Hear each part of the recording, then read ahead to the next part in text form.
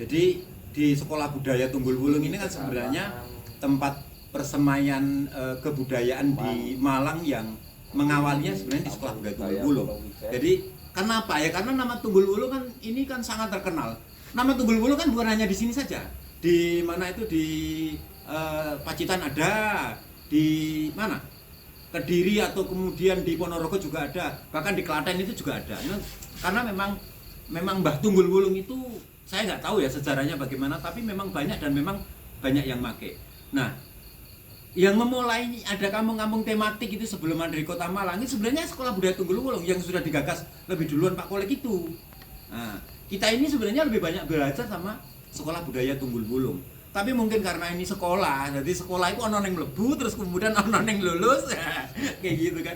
Lah kan tidak membuka pendaftaran baru lagi. Nah, oleh karena itu mungkin konsepnya agak sedikit dirubah bahwa kemudian Sekolah Budaya Tunggul Wulung ini dapat melakukan kegiatan-kegiatan edukasi budaya yang lainnya. Misalnya kali ini ini produksi produksi dupa. Nah, kan gini.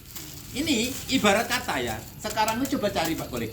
Di mana ada tempat orang belajar membuat dupa? Enggak ada. Rata-rata membuat dupa itu disembunyikan. Ya. Gitu lah. Lah, ini kan bisa belajar, dijual untuk anak-anak sekolah atau siapapun yang mau berkunjung ke sini.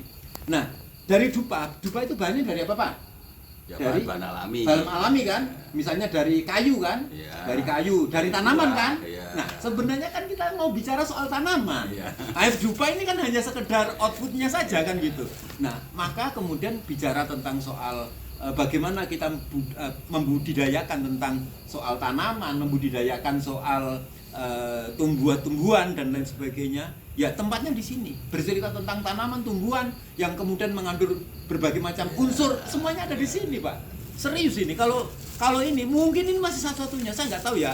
Ada yang lain melakukan ini nggak ada. Di Bali nggak ada orang kemudian tahu tentang produksi dupa gitu, nggak ada. Di tempat yang lain juga nggak ada.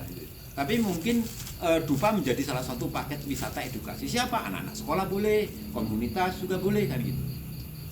Toh juga belum tentu mereka juga akan bersaing kita membuat dupa, nggak mungkin gitu kan gitu. Tapi dia tahu bahwa dupa itu tentang kegunaan dan lain sebagainya untuk apa, itu ada di sini. Sehingga kemudian kita bisa menjual paket-paket yang lain. Nah, di sini ada juga gamelan, juga bisa main kesenian gamelan.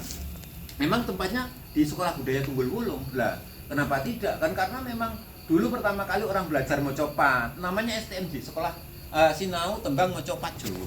Saya pun juga memakai di Kampung Budaya Pulau Ijen itu memakai nama yang sama. Dari mana inspirasinya? Dari Sekolah Budaya Tunggul Wulung. Nah, kenapa tidak gitu? Ini bisa kita mulai lagi. Saya kira di sini sebenarnya tempat bertemunya para pegiat seni budaya dan lain sebagainya, dan tidak asing lagi, apalagi sama Abah Kolek itu ya sudah suhunya lah, Malang lah. Kira-kira begitulah ya.